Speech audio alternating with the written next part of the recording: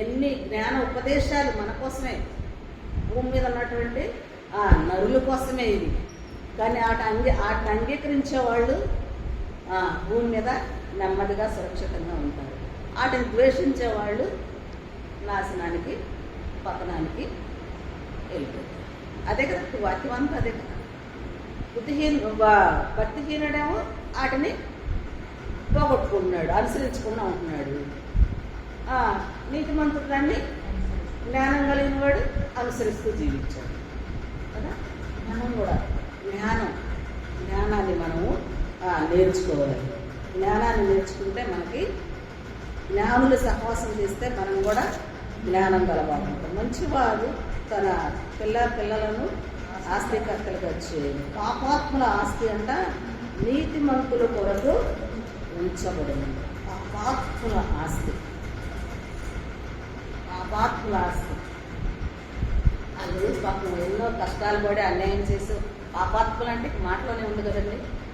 ఏమి దోషం చేశారో, ఏ పాపం చేశారో, ఎవరిని అన్యాయం చేశారో, ఎవరిని అక్రమంగా సంపాదించారో, మోసం చేసి సంపాదించారో, ఎలా సంపాదించారు.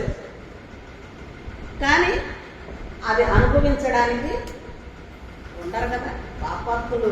అలా మనం మాట చదువుకున్నాం కదా, ఏం చదువుతున్నాం, ఆస్తి మనం కూడా చెప్తున్నాం కదా, తక్కువైపోతుంది వాళ్ళ భక్తిహీనుల ఆయుష్ తక్కువైపోతుందని అని చెప్తున్నాం కదా. అట్లాగా భక్తిహీనుల ఆయుష్ ఏమిటంటే తక్కువైపోతుంది. అంటే వాళ్ళు ఆయుష్ అంతా భూమి మీద బతకలేదు. ఎందుకో తెలుసా? భక్తిహీనులు వాళ్ళు చేసినటువంటి ఆ పాపాలకి ప్రాయశ్చిత్తం భూమి మీదే జరుగుతుంది. భూమి మీదే వాళ్ళ ప్రతిఫలం వచ్చేసింది కదండి.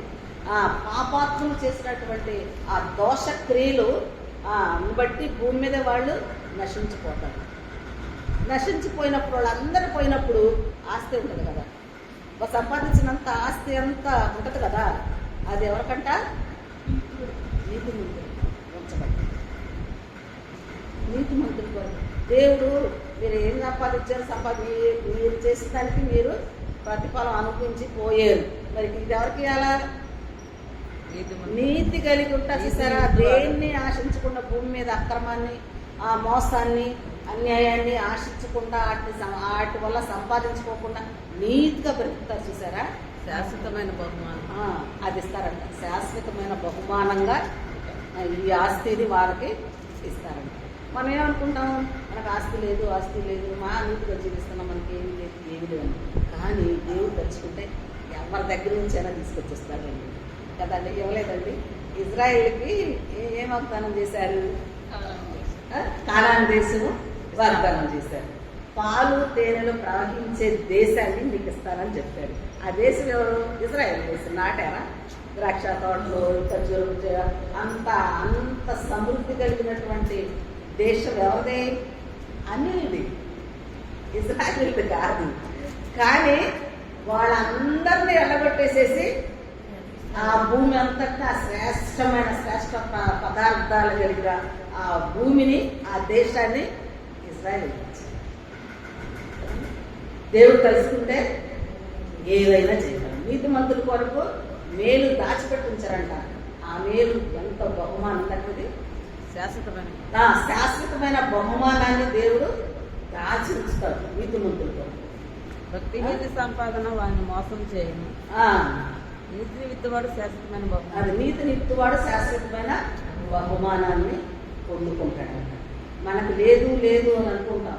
మేము ఇంత నీతిగా జీవిస్తున్నాము, మనవాడికి మాట్లాడుతున్నాం, మనం ఆ రోజు చెప్తున్నాం కదా, ఎంత నీతిగా జీవిస్తున్నాం మనకేంటంటే ఉంటుంది, ఖచ్చితంగా ఉంటుంది.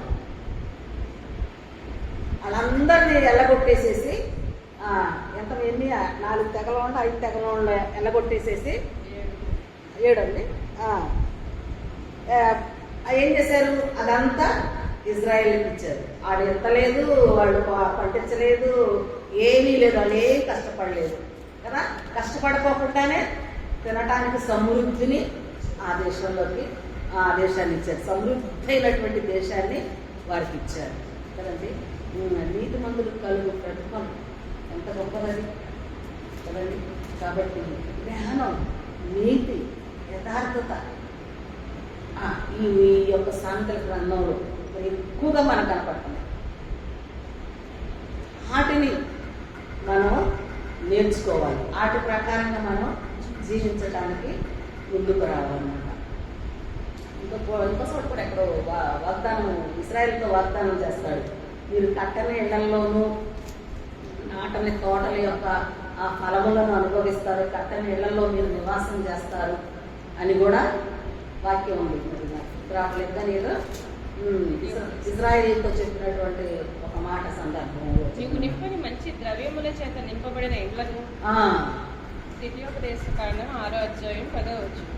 నీ దేవుడైన యెహోవా నీ పితరులైన అబ్రహాము, ఇస్సాకు, యాకోబులతో చేసిన ప్రమాణమును బట్టి నిన్ను ఆ దేశంలో ప్రవేశపెట్టి నీవు కట్టని గొప్పవగు మంచి పురములను, నీవు నింపని మంచి ద్రవ్యముల చేత నింపబడిన ఇళ్లను, నీవు త్రవ్వకపోయినను త్రవ్వబడిన బావులను, నీవు నాటని ద్రాక్ష తోటలను, ఒలీవ తోటలను నీకిచ్చిన తర్వాత నీవు తిని తృప్తి పొందినప్పుడు దాసుల గృహమైన ఐగుప్తు దేశంలో నుండి నిన్ను రప్పించిన యెహోవాను మరవకుండా నీవు జాగ్రత్త పడండి.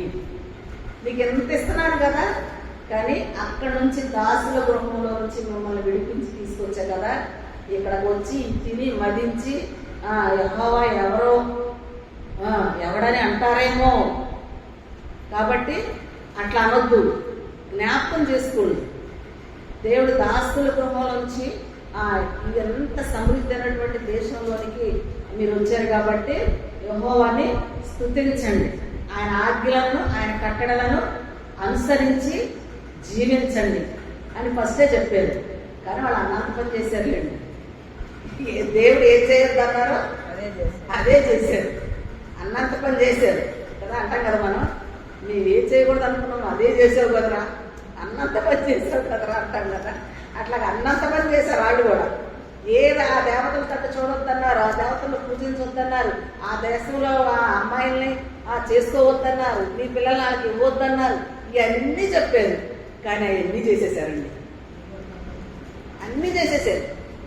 వద్దన్న దేవుడు ఏది వద్దని చెప్పారో అది అన్నింటినీ చేశారు. అయినా సరే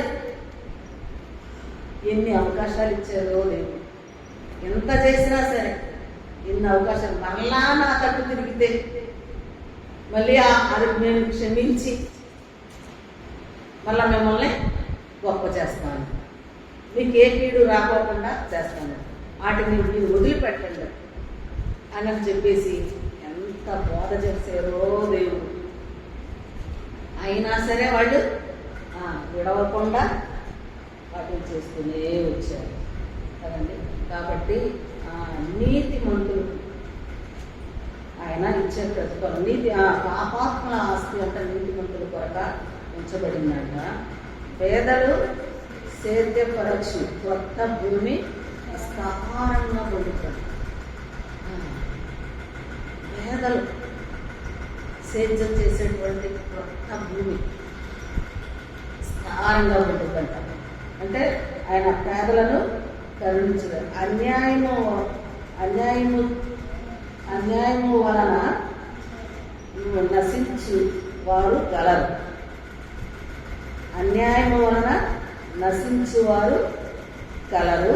బెత్తము వాడని వాడు తన కుమారునికి విరోధి, కుమారుని ప్రేమించువాడు వారిని శిక్షించు. నీతిమంతుడు ఆశ తీరా భోజనించు, భక్తిహీనుల కడుపుకు లేమే కొడుకు. నీతిమంతుడు ఆశ తీరా ఆకలి తీరా భోజనం చేస్తాడు, తృప్తిగా భోజనం చేస్తాడు కదండి. కాబట్టి మనము మన పిల్లల విషయంలో కూడా జాగ్రత్తగా ఉండాలి. మనం పిల్లల్ని గద్దించాలి, శిక్షించాలి. వాళ్ళు దారి తప్పుతుంటే మనం మౌనంగా ఉండకూడదు. కుమారుని ప్రేమించు అనంట